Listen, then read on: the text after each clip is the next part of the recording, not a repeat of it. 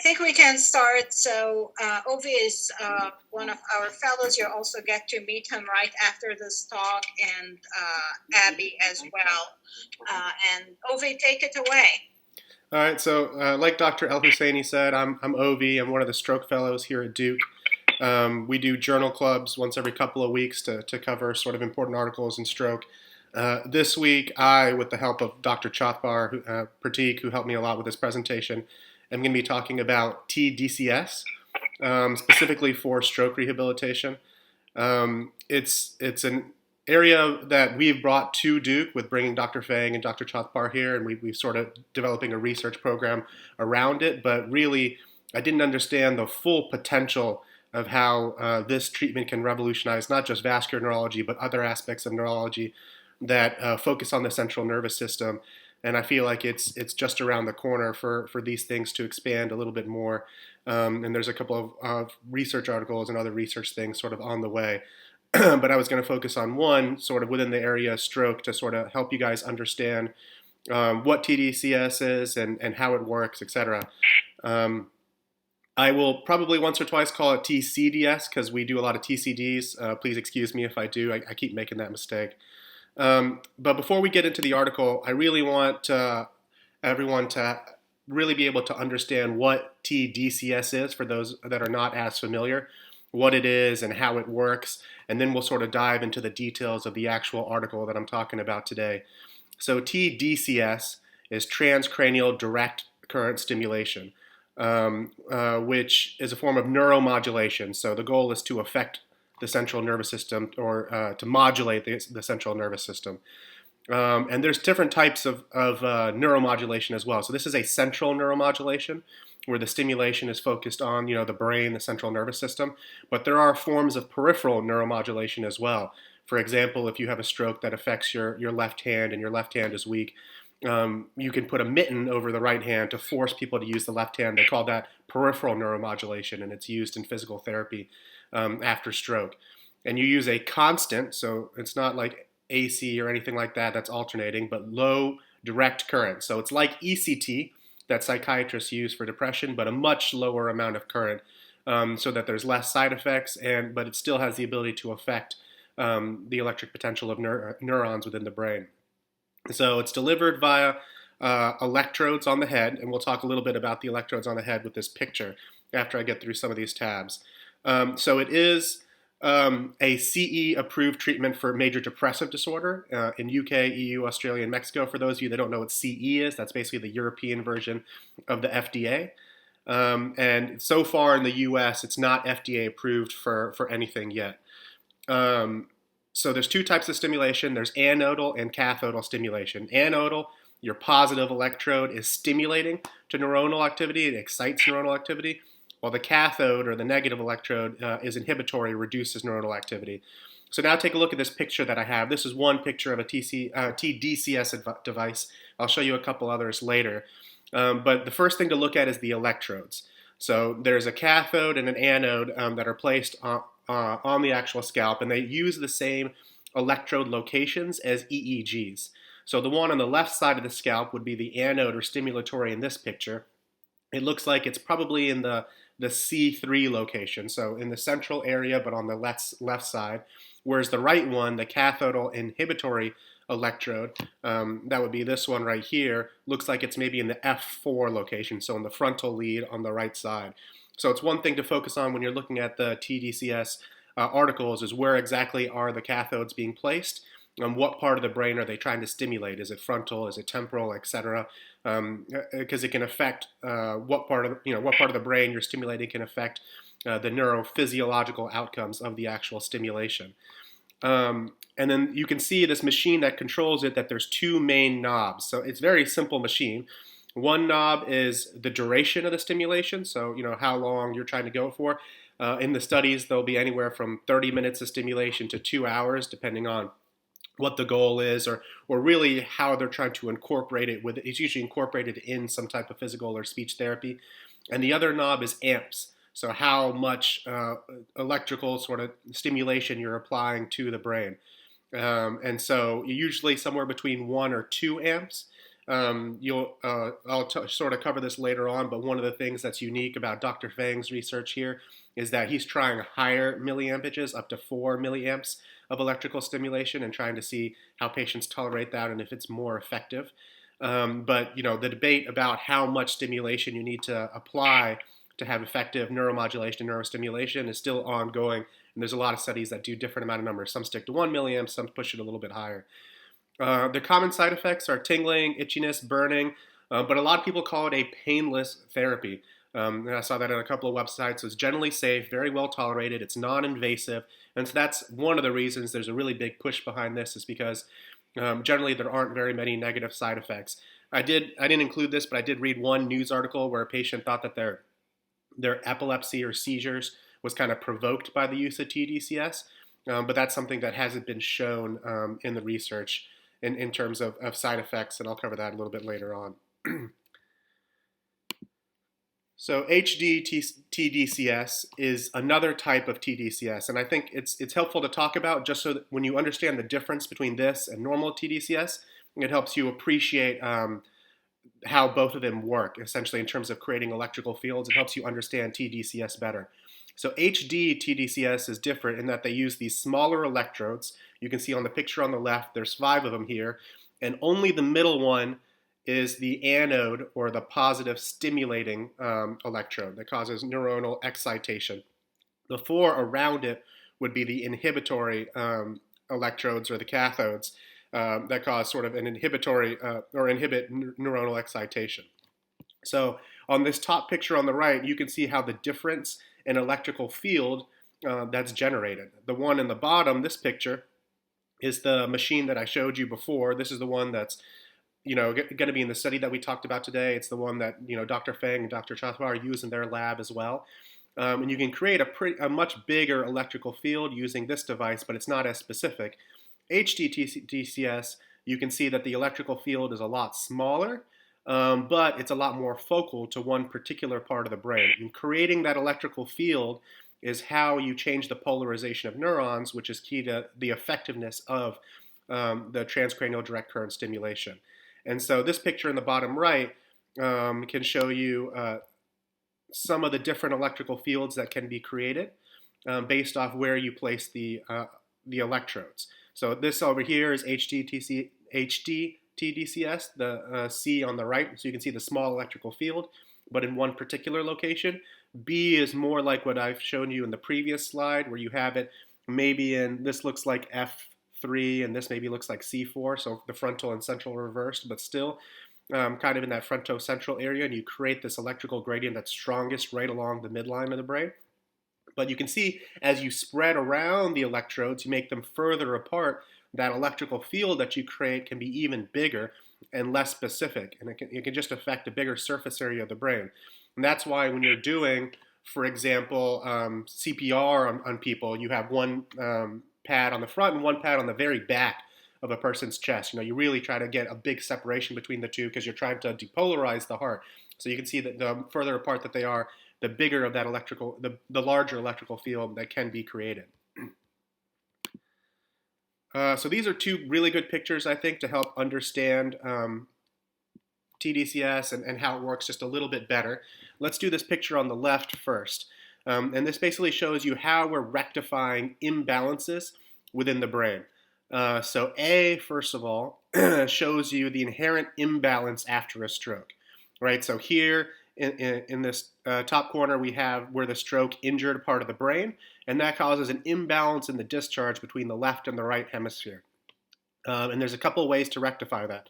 If we look at B, you can put the anode on the injured part of the brain and stimulate with direct current, and that can rectify the imbalance because you're causing neurons in that area to fire more, so it balances with the left side of the brain.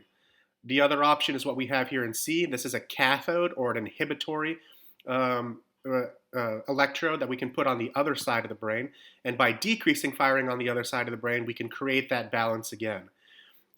D would be doing both of those. So you put the anode on the injured part of the brain, you put the cathode on the preserved part of the brain, and that can balance it even more to try to create a better balance between the left and the right sides of the brain.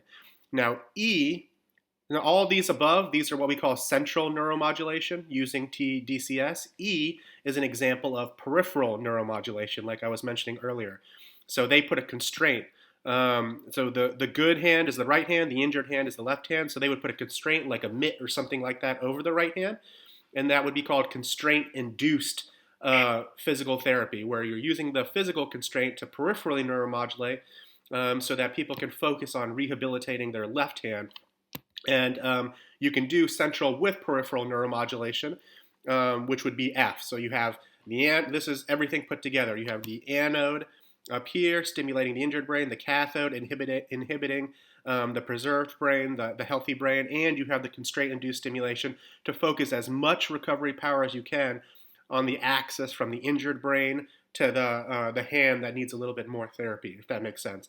And this is actually closer to what they're doing in Dr. Fang and Dr. Chakbar's lab, because they're focused on upper extremity recovery. The article I'm showing you today will actually be focused on aphasia, so it's a little bit different. But I think it's really important to understand this dynamic before you delve into the articles. The picture on the right shows you just how much diversity there can be when you're looking into these things. Okay? Because people have skulls, they have skin, they have hair, they have all these sorts of things that can prevent, a perfect attachment between the electrode and stimulating the brain. And so these are a couple of different pictures of a study that was done, where they basically had like a fake head and they inflated a balloon around it and they showed you the change in the electrical field. It's not as strong as the head is more inflated as you're going more to the right. And then sort of with smaller heads as well, how that can change because you don't have as much space between the two electrodes. And just this lets you know that patient selection and everything is a little bit more variable than you would expect. It's not like one size fits all when it comes to this type of therapy. You really have to individualize it for the patient and look at different things that might affect your ability to electrically stimulate the brain. And this is similar to what we look at when we have like EEG leads. For example, when you're trying to get a good quality EEG, these are the same factors that come into play. And patient tolerability is another big one as well, although it should be less of an issue with this because of the low ampage that they use. So now to really on the neuronal level understand how tDCS works, I think is really important as well. And it all comes down to that sentence on the bottom. This is what Dr. Chathbar told me. I think it's really compelling. It's neurons that fire together, wire together. And and this is a neuropsychiatrist that said this back in the 1940s, Donald Hebb. And it's about neuroplasticity and how the brain can grow if certain neurons are forced to work together. And that's essentially the theory behind why tDCS could be effective. And so it starts with understanding a membrane potential and an action potential for a neuron, if you guys remember any of your medical school education. So you have your resting potential at -70. Once you get to your threshold of excitation, about -55, then you shoot up to get to your peak action potential. Then you come down and hyperpolarize and go back to your resting potential at -70. And the whole point of tDCS, or how they theorize how it works, is that if you adjust the resting potential in one direction or the other with electrical stimulation, it'll affect how easily we get to the threshold of excitation and thus depolarize. So you can move it in one direction or the other depending on whether or not you're using your anode or your cathode to excite or inhibit. I hope that makes sense. So we'll look at these pictures up here. This first one shows you how an electrical field can depolarize or hyperpolarize depending on the direction of the neuron. It can move sort of the polarity in one direction or the other. But I think this bottom picture is more compelling in the context of tDCS. So let's look at the anode side.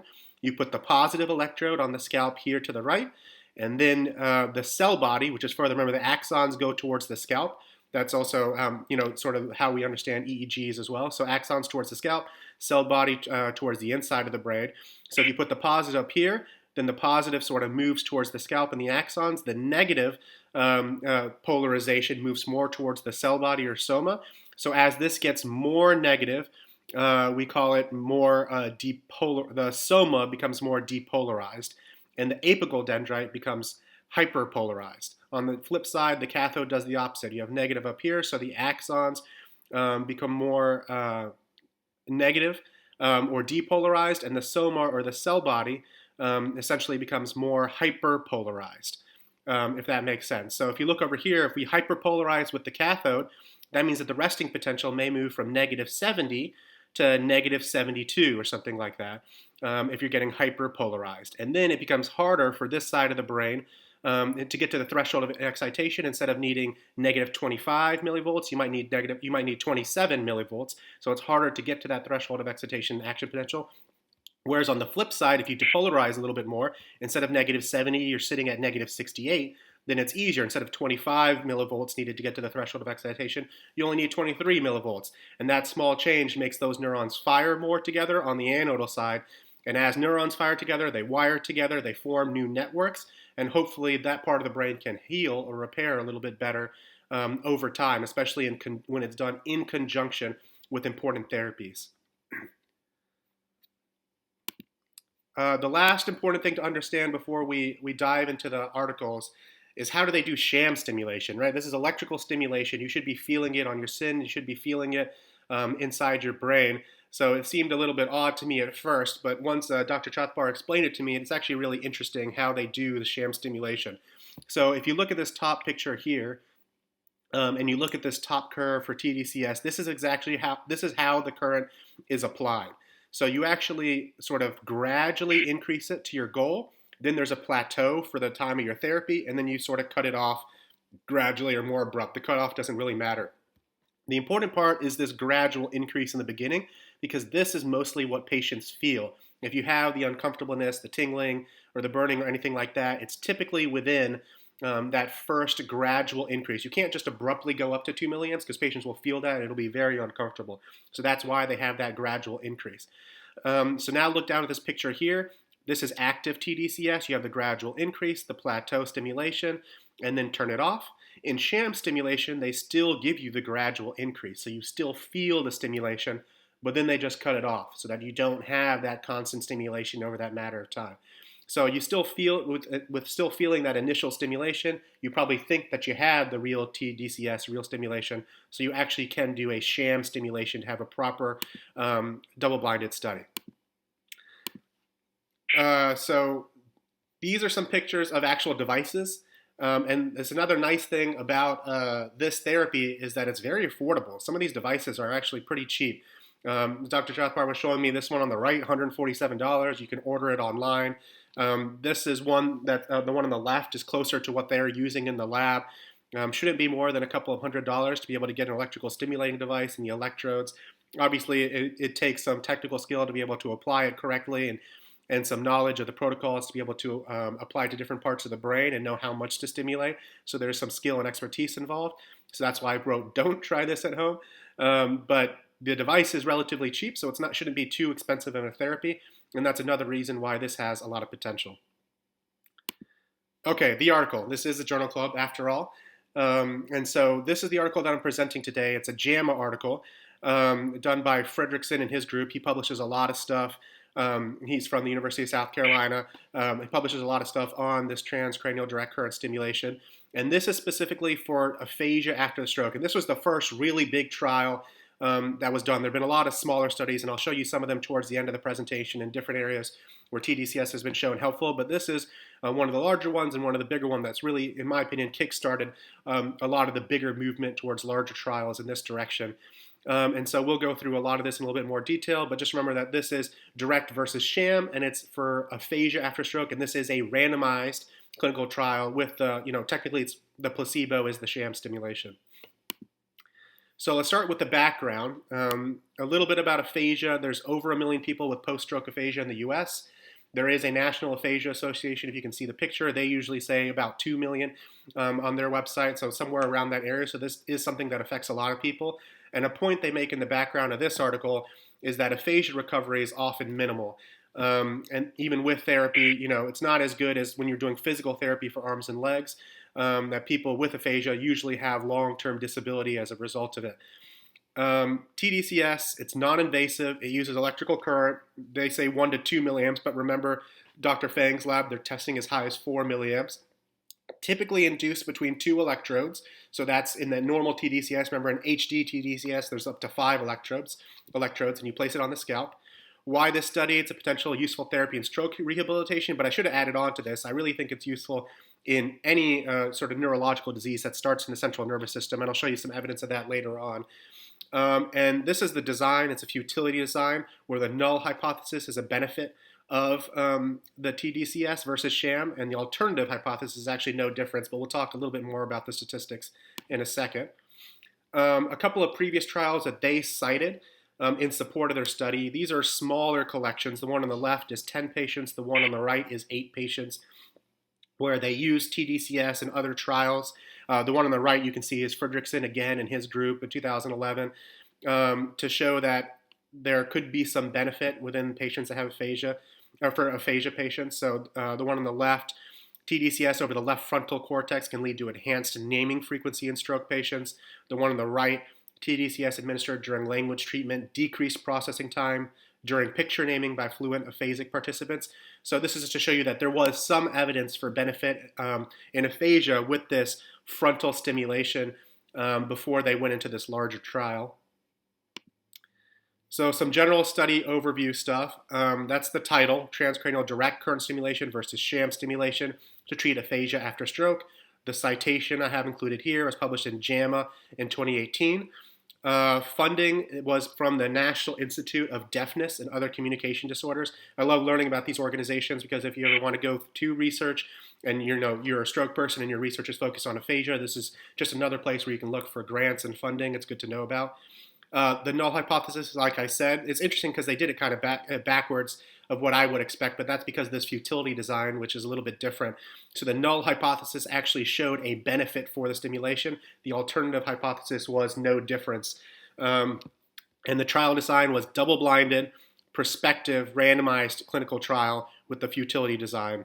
And they did a tDCS during speech therapy. I'll tell you a little bit more about the speech therapy they did. Objectives is to examine the futility of a tDCS. So that's an important thing to understand in this study. We're not trying to prove superiority. That wasn't really the goal. It was to make sure that this isn't futile to keep going down the road, that there is actually some validity to transcranial direct current stimulation.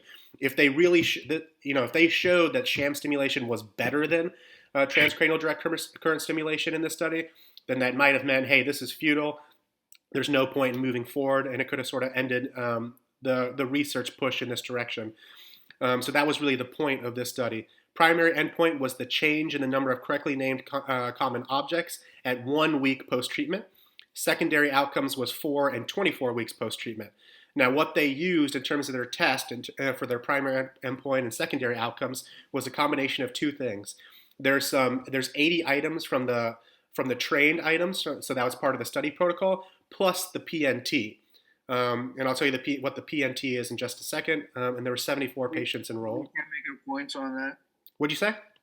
Can I make a point over here? Yeah, please. So the futility design is actually a very strategic design for this study because all you need to prove is that this thing is not working. There's no point to move further. But you don't have to demonstrate it's actually working. So give you a little bit more conservative, particularly when you deal with some new stuff. You're not exactly sure how this device is going to work in aphasia. You don't know the standard deviation. You don't know the effective size. So all you need to demonstrate is that, if it's not working, absolutely not working, let's don't waste money.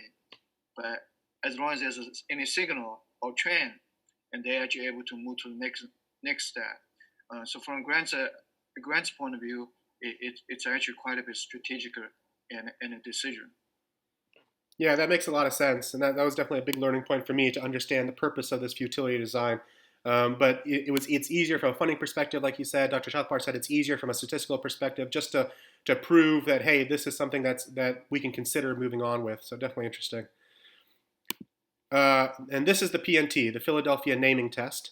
So this is sort of the standardized test for aphasia that they used as part of their evaluation process. 175 item picture naming test developed in the language and aphasia lab. And that's you basically just go through naming a bunch of items in the test, and it's validated to correlate with the severity of aphasia. So the more items you can name, obviously the less severe your aphasia is. And you had to be the perfect amount of aphasic to be able to qualify for this study. If you could name too many items, you didn't qualify. If you couldn't name enough items, you couldn't qualify, because they really wanted someone with aphasia, but with the room to be able to improve quite a bit. Some comments on the methods. So that patients were recruited from 2012 to 2017. Inclusion criteria: you had to be between 25 and 80. Single stroke, left hemisphere. It had to be after 6 months. Right-handed. They used this test, the WAB R14, to confirm your aphasia. I only sort of went in deeper in the Philadelphia naming test. There was a bunch of other aphasia tests that they did include in this study, though. No contraindications to getting an MRI. And you had to be at least 65% accurate on the screening version. So that's what I was saying. They want that perfect amount of aphasic. Exclusion criteria: any brain surgery, seizures, a sensitive scalp, obviously. And if you tested more than 80%, so that you're too good, you wouldn't qualify for the study as well. And unable to overtly name at least 5 of 80 items during the pre-treatment sessions. So interventions: this is important to understand that a lot of this tDCS trials are done in the context of therapy. The therapy is done for everyone, and then just the stimulation is what changes. So outpatient speech therapy for 3 weeks, 15 sessions, 45 minutes each, combined with either the actual stimulation or the sham stimulation over the left temporal lobe regions. Individuals in the active group, they got that 1 milliamp of stimulation from the anodal tDCS, and it was placed over the left scalp over the targeted cortical region, and the cathode was placed over the right supraorbital scalp. And so like this trial, they combined it with speech therapy. In other trials where they're testing for upper extremity strength, like the research that Dr. Fang and Dr. Chathpar do, they'll combine it with constraint-induced physical therapy, where you're limiting the hand, so that it's still done in conjunction with therapy. So Ovi, you need to talk a little bit how they actually place the anodal electrodes on the target cortical region. So they actually use a functional MRI scan to see what part after stroke, what part of actual residual brain, actually still preserves some language function. And they do functional MRI scan and then find the area actually have the bolus signal, and that's where they actually place on the anodal cathode for that.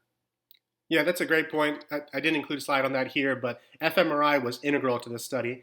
They did fMRI beforehand to really understand their speech centers, just like Dr. Fang was saying, and that did guide the location of the cathodes. And that's why, obviously the device is cheap, but it takes a lot of expertise to understand where you need to stimulate in order to be able to get the clinical effects that you want in conjunction with therapy.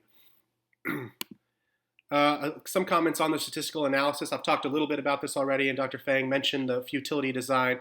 We talked about the null hypothesis, the alternative hypothesis, but the null hypothesis in terms of numbers is that the stimulation would lead to at least a 1.5 item greater improvement in correct naming. So that's the difference that they were aiming for. The alternative hypothesis was no difference between the two conditions. This is the hypothesis written in equation form, where the difference between the mean of the stimulation and the mean of the sham is greater than 1.5 or less than 1.5. And that's the expected change in the number of correctly named items in that test, which was their 80 items plus the Philadelphia naming test.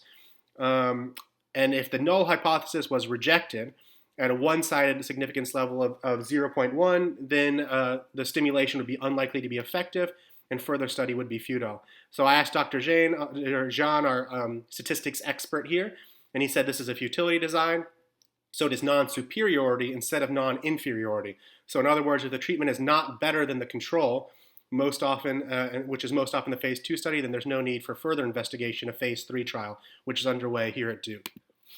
So some comments on the results. Ovi, this is Shi. I have a quick question. Yes, sir. If you go back to the previous slide, so for the null hypothesis, they decided to test for at least 1.5 item or greater improvement. Do we know if this is a clinically relevant benefit or not? It is. So in the full study protocol, I didn't include this. They got this number and the sample size number based off a couple of the different older trials that they were looking at. And this is kind of the threshold that they created based off those previous trials. I don't have the actual information that they used, but there was some accounting for people withdrawing and things like that, and this is sort of the end number that they came into. But it was clinically significant. But there is a big debate, and he sent me a separate article that there's a big debate over how many words actually matters clinically. like what matters to a patient in terms of how many words get improved or get worse as a result of the treatment. And so that is a subject of debate in the literature. Yeah, so Sheree, you made a very good point. Is naming important? Yes, it's very important in terms of aphasia recovery. But how many, if you can name 5 words more, does really you have good recovery? Does this really translate to improvement in your life quality? That's part I think was a debate for this study. After this study was published, a lot of people had your question on that. Okay, thank you. Yep, absolutely. So let's go through some of the results. This is first just the baseline demographics and the patient flow, so you can understand how the patients were selected and how they compared to each other. So the patient flow diagram, they started with 89 patients, then 74 were randomized. 34 were allocated to stimulation, 40 were done to sham stimulation, and a couple were lost to follow-up in the direct stimulation part. None were lost to follow-up, but one did withdraw in the sham stimulation. So I think it's interesting that a couple more were lost in the serious stimulation compared to the sham stimulation section. So that's important to be aware of, because there are some people that don't tolerate it well. The 2 patient groups were matched pretty well between age and gender and a lot of their tests, as well as their aphasia types and things. In the article that I sent out before the actual article that I'm presenting today, there's like a 1-page kind of opinion piece on this actual article. And one point that he brings up is that he thought, in terms of P&T correct, naming 80 correct, he just thought that the actual stimulation group was a little bit better in terms of their aphasia compared to the sham stimulation group. But other than that, everyone mentions that it was pretty well controlled between these 2 populations. So these are the actual results. So at the top, primary outcome. So the primary outcome was change in correct naming after about 1 week. And so in the actual stimulation group, the mean change was 13.9. In the sham stimulation group, the mean change was 8.2 for a difference of 5.7. So, obviously it trended towards better in the actual stimulation. That wasn't what they were statistically trying to prove, so you can't prove it's superior, but it's definitely not futile and definitely not inferior based off of this. And then if you look at completers only, so you take out the people that withdrew and left early, then the benefit is even more in the actual stimulation group, or actual stimulation 14, sham stimulation 7.8 with a difference of 6.2. And then if you look at this chart here, 1 week post, 4 weeks post, 24 weeks post. So the primary outcome was 1 week, secondaries was 4 and 24 weeks. It looked like that benefit persisted over the next 6 months in terms of the change in the correctly named items as well. And then you can look at this last chart that looks at adverse events. So in sham stimulation versus real stimulation, there was none of them were statistically significant in the difference. But you can appreciate that sham stimulation had more headache, more dizziness, more convulsion, more hypertension. The only thing that was different that in the real stimulation group, there was a little bit more erythema, which can be expected because you can have some skin irritation at the site as a result. Ovi, I want to just add one comment. Absolutely. Yeah. On the conversion part, you guys notice that, the sham component of it, like the participant with sham stimulation recipient actually had conversion. And this is the point that I want to make, following up on your comment earlier about somebody tried tDCS and had conversions. However, there is no report to date on tDCS induced conversion. Now, TMS, there have been reports of getting conversion as a result of TMS. The reason being TMS, or transcranial magnetic stimulation, being supra-threshold stimulation. And from what Ovi described, this tDCS, it barely just changes the membrane potential by a millivolt or 2. So this is really sub-threshold stimulation, and that's the kind of physiological or electrical or physical basis of why tDCS might not induce conversion. Having said that, tDCS has been tried in seizure patients or epilepsy patients, the cathodic stimulation, to decrease the amount of epileptic seizures per day. And some groups are actually working on. We are not doing that. We are in stroke groups. Yeah, thank you, Dr. Chakpar. I actually have a case report on one of those cathodal seizure sort of control simulations towards the end of this presentation. I didn't include, there are a bunch of articles that have done like big ones just looking at safety in seizure patients. They've all shown safety and it doesn't increase any seizure risk. I didn't include those in the presentation. The news article that I was talking about earlier, the lady was found to have like a temporal lobe tumor and her seizures happened afterwards. So like, people were questioning whether or not she would have had seizures anyways or activated a pre-existing condition. But overall, the literature is pretty conclusive that it is safe within the world of seizures. And these randomized control trials just show more evidence without any convulsions in the actual stimulation group in a larger sample size. So the author's conclusion. So this is their conclusion from the actual article. The results reported here suggest that adjunctive anodal tDCS is worthy of further study in a randomized clinical trial as an option to enhance the effect of behavioral treatment of aphasia and stroke. They provide the necessary basis to inform a definitive trial to assess tDCS as a treatment option for aphasia. So let's go through some of this PI stuff for this particular article, and then I'll show you guys a couple other articles in other areas of not only stroke but in neurology, just to show you some of the potential of tDCS. Or we can introduce the PIs to the fellowship candidates. Yeah, right? so PIs is something they send us to help us look at journal articles a little bit with important questions so that we can sort of read articles appropriately. And it stands for patient population, interventions, endpoints, and statistics. And within each of those four, there are questions. So these are actually all the questions I have pasted onto the PowerPoint slide with kind of a word or two of my answer. And sometimes they bring up interesting discussion points, but it's just things to, anytime we're doing a journal club, it's things we look at for our articles. And so, the first question, are there any major differences in patient characteristics that may confound the results? So I showed that they are fairly well matched. I didn't put it here, but remember that in the degree of aphasia, maybe it was their speaking was a little bit better in the direct stimulation group compared to the sham stimulation group. That was the one point of contention in the opinion article. Evaluate how the inclusion and exclusion criteria serve as a guide to the patients for whom the studies may apply. So patient selection is a huge issue. So this is just for aphasia patients. It's just anodal. This wasn't cathodal. It's just 1 milliamp, and it was over the part of the brain using fMRI to decide where you need to stimulate. And so, each study will sort of determine for which symptom you're trying to improve, how you want to do your stimulation, if you want to do your stimulation. The next question is the intervention being tested representative of current practice or derived from previous well-conducted studies? I don't think it's current practice yet. I think it will be eventually, so more the previous well-conducted studies. Do the endpoints of the study truly represent what is claimed as being studied? I think the PNT is actually a pretty good validated test for aphasia, so that's fair, but it brings us to the next question.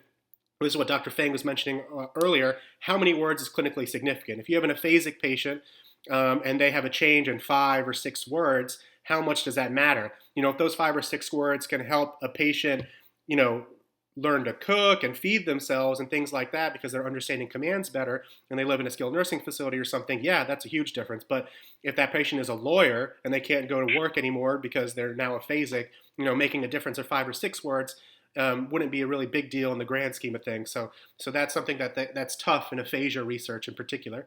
Is the endpoint used in the study clinically significant? I think yes, because I think the PNT is a good test for aphasia.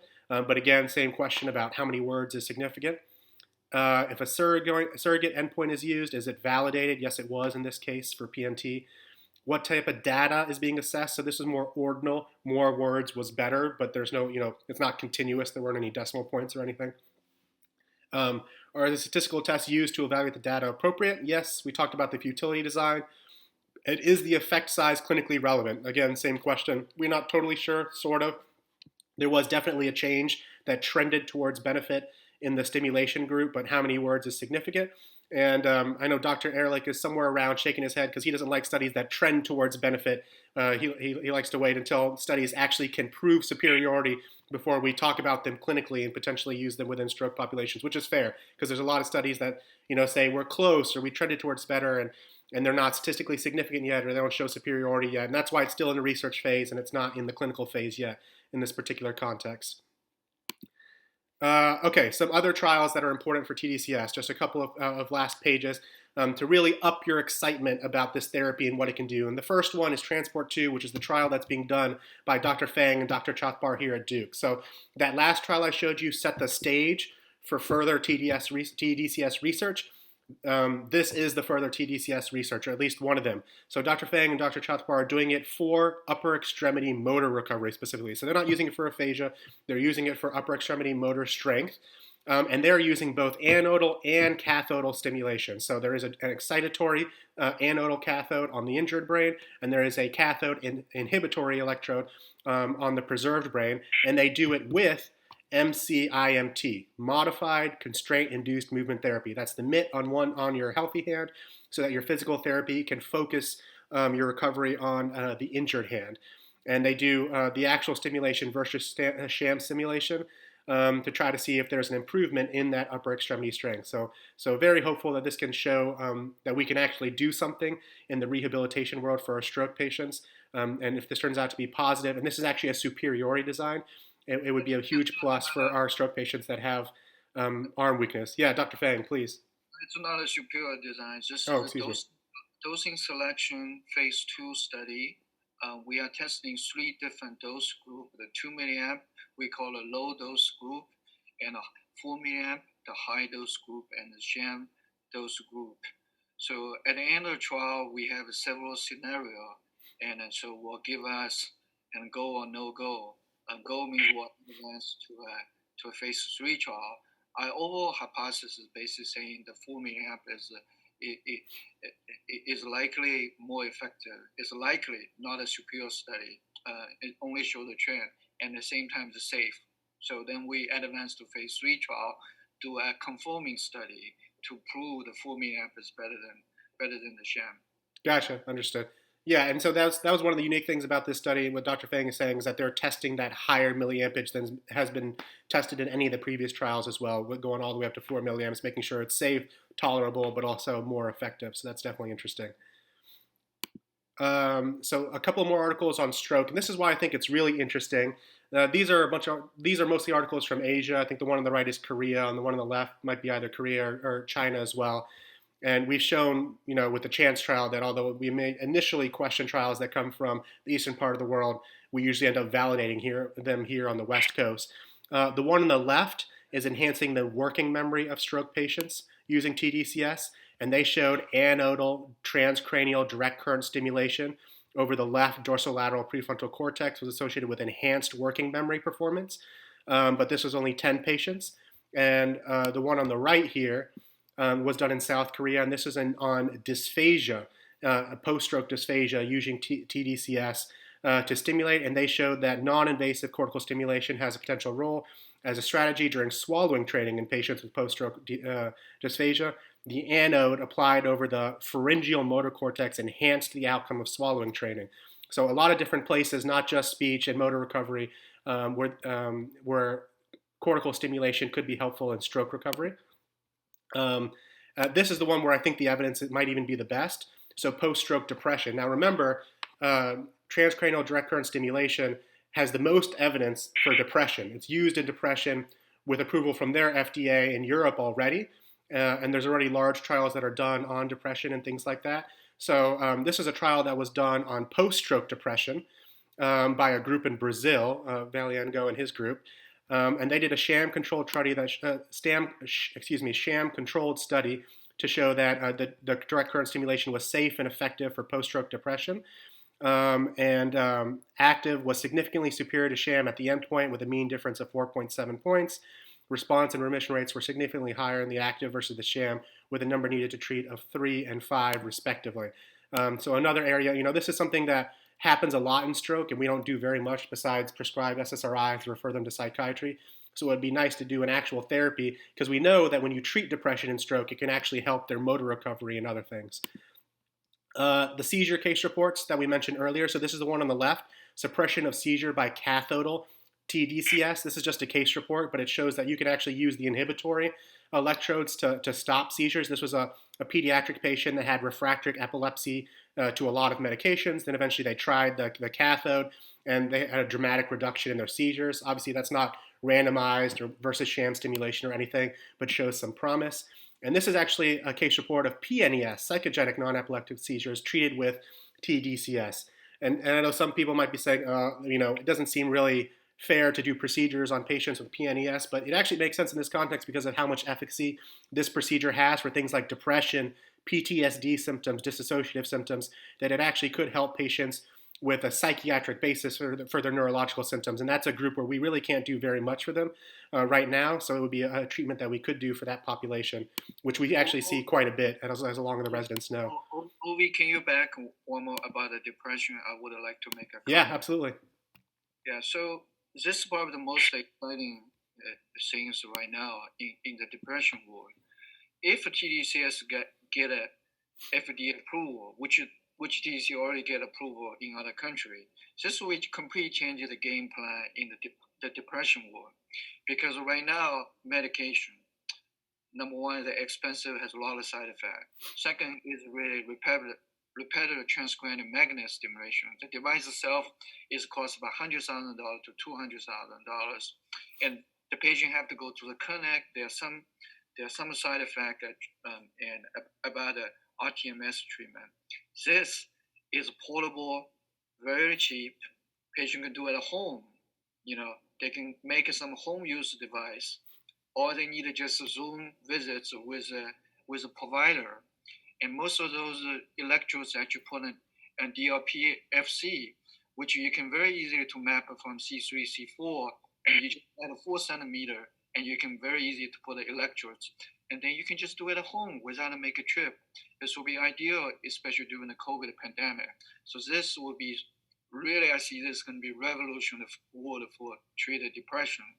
And the other thing I just want to add more excitement is RTMS, when they get approval, actually exclude a stroke patient because worried about a concern for the seizure. And tDCS were much more safe, although it has not been really tested in the stroke patient yet. I think this will be another area really deserve a little more research.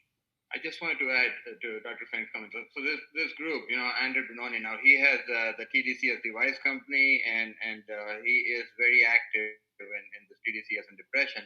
And they actually just published later last month in Nature in neuropsychopharmacology, and this is kind of like 3-ounce study design, and they could not really see significance. As much of a cheerleader I am to tDCS, at least the results were not so positive. I just shared that link of that article if anybody's interested in the chat window. Thank you. Yeah, thank you, Dr. Feng, Dr. Shathpar. Appreciate that input.